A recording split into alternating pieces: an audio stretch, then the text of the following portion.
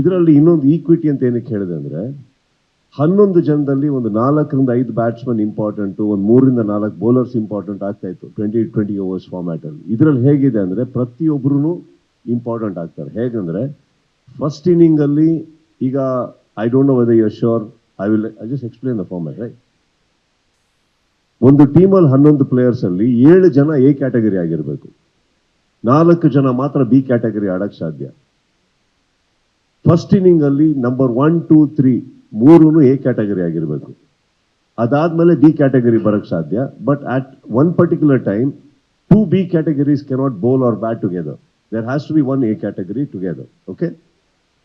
ಇನ್ನೊಂದು ಬ್ಯೂಟಿಫುಲ್ ಏನಂತಂದ್ರೆ first inning ಅಲ್ಲಿ ಯಾರು 3 ಜನ ಓಪನಿಂಗ್ ಬರ್ತಾರೋ ಸೆಕೆಂಡ್ ಇನ್ನಿಂಗ್ ಅಲ್ಲಿ ಬರೋಂಗಿಲ್ಲ. ಅವರು ಸೆಕೆಂಡ್ ಇನ್ನಿಂಗ್ ಬೇರೆಯವ್ರು ಬರಬೇಕು. Same thing with the bowling also. ಯಾರು ಫಸ್ಟ್ 3 ಓವರ್ಸ್ ಅಲ್ಲಿ ಬೌಲಿಂಗ್ ಹಾಕ್ತಾರೋ ಫಸ್ಟ್ 3 ಓವರ್ಸ್ ಅದ ಸೆಕೆಂಡ್ ಇನ್ನಿಂಗ್ ಅಲ್ಲಿ ಬೌಲಿಂಗ್ ಮಾಡೋ ಹಾಗಿಲ್ಲ. ಸಪೋಸ್ ನಾನು ಹೇಳ್ತಾ ಇರೋದು 3 ಬೌಲರ್ಸ್ ನೀವು ಯೂಸ್ ಮಾಡ್ಕೊಂಡ್ಬಿಟ್ರೆ ಫಸ್ಟ್ ಇನ್ನಿಂಗ್ ಅಲ್ಲಿ, ಓಕೆ, ಸೊ ಅವಾಗ 3 ಓವರ್ ಅಲ್ಲಿ 3 ಜನ ಬೌಲರ್ಸ್ ಲೆಕ್ಕ ಬರುತ್ತೆ. Correct.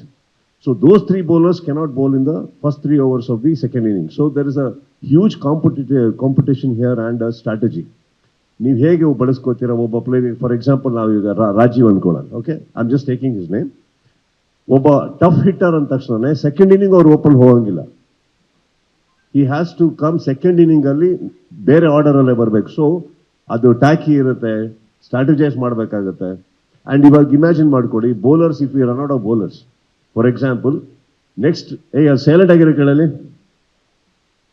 Hello Mallika, silence please.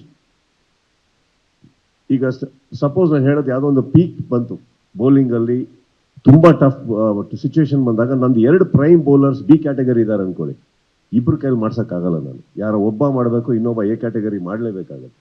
So these are the things as a captain we need to hold in mind. And this ಒಂದು ಬೇರೆನೇ ಸ್ಟ್ರಾಟಜಿ ಬರುತ್ತೆ ಗೇಮ್ಸ್ ಅಲ್ಲಿ. ಅಂಡ್ ಇದರಿಂದ ಏನಾಗ್ತಾ ಇದೆ ಅಂದ್ರೆ ಪ್ರತಿಯೊಬ್ಬರು ನಮ್ಮ ಟೀಮಲ್ಲಿ ಇಂಪಾರ್ಟೆಂಟ್ ಆಗ್ತಾರೆ. ಈಗ ಇವ್ರ ಕೈಲಿ ಅವ್ರ ಕೈಲಿ ಇವ್ರು 3 ಜನ ಬೌಲರ್ ಸಾಕು, ಈ 3 ಜನ ಬ್ಯಾಟ್ಸ್ಮನ್ ಸಾಕು, ಆ ಥರ ಬರೋದಿಲ್ಲ.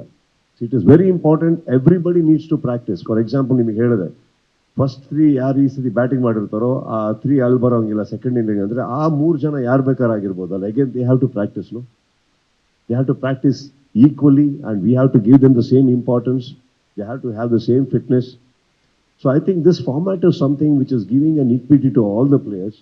So yaru nan sumne idini team alli anta ansak sadhya alla. Everybody I become very important. So I think I really love this. And again, what more, you will bandre, you are getting to see your favorite actor once again in the second inning.